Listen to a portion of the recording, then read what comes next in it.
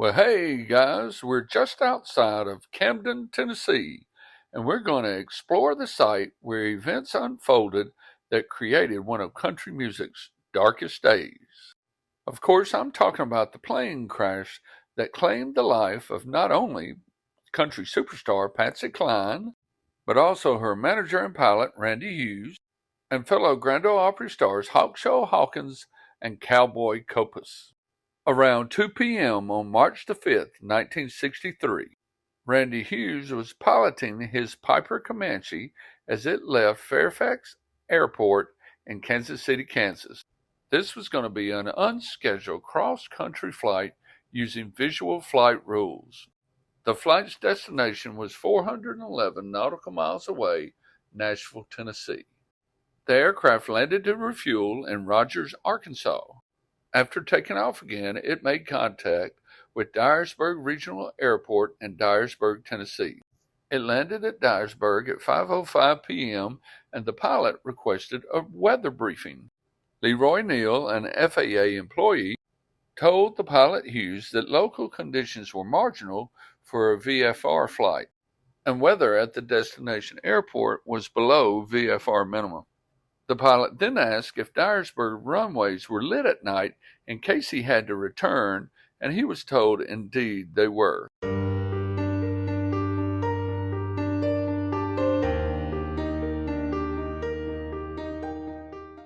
Hughes then said he was going to fly east toward the Tennessee River and navigate to Nashville from there, because he was familiar with the terrain in that area.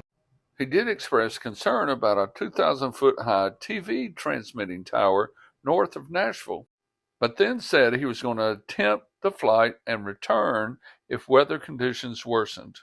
The pilot and passengers reboarded the plane at Dyersburg and requested another weather briefing by radio and took off at 6:07 p.m.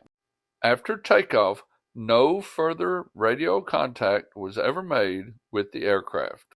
Visibility at the time of takeoff was around 5 miles. Winds were gusting from the east at about 20 miles an hour, and it was 43 degrees Fahrenheit. It was cloudy, and the ceiling was at about 500 feet. A few minutes later, a witness about 4 miles west of Camden heard a low-flying aircraft on a northerly course. The engine noise increased, and a white light appeared. It was descending at about a 45-degree angle. At 6:29 p.m., the aircraft crashed in this woody, swampy area 1 mile north of US 70. This site is 5 miles from Camden. The aircraft was destroyed on impact, and all 4 occupants were killed. The boulder you see coming into view marks the spot where the aircraft struck the earth. Local law enforcement started searching around 7 p.m. They searched throughout the night and finally discovered this crash site about 6:10 a.m. the morning of March the 6th. A 3-foot hole indicated the point of impact.